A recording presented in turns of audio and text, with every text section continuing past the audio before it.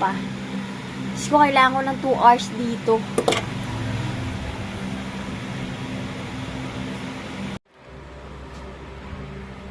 Yan, no, natapos ko yung pagtanggal ng tunik nung paa ng manok. Oh. Gagawin kong ano to eh.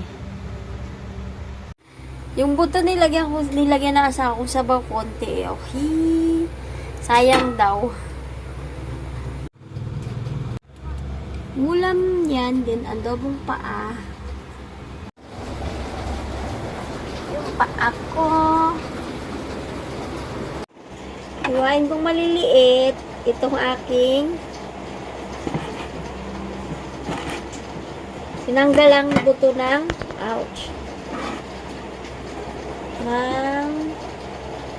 nagugas naman po ako ng kamay. Kaya okay lang yan.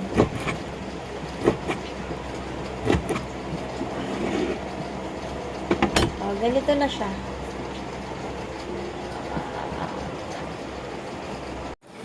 Ayan na yung kinalabasan ng paa kong tinanggalan ng buto. Oh. Wala nang buto yan. Ang hirap nga lang gawin. Konti lang pero tagal kong tanggalan ng buto. Hindi ko nilagay yung sili. Yan.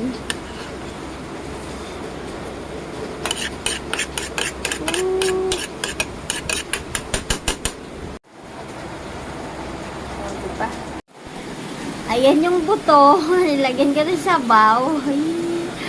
Tapos ayan yung laman. Tinanggalan ko ng buto. Ayan yung adobong paa. Kain tayo!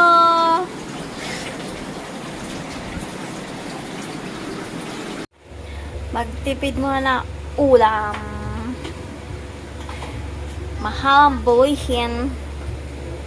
Yung ulo ng hipon, nilagay ulo lang to yun. Tinanggalan ko ng balat kasi. Oo.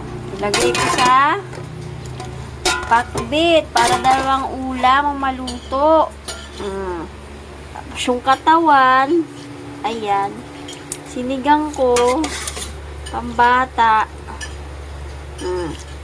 Wala ng ulo. Hindi naman kumakain siya ng ulo eh. O, di nilagay ko dito para lumasa. O, pampalasa din yan. O, diba? 2 in 1.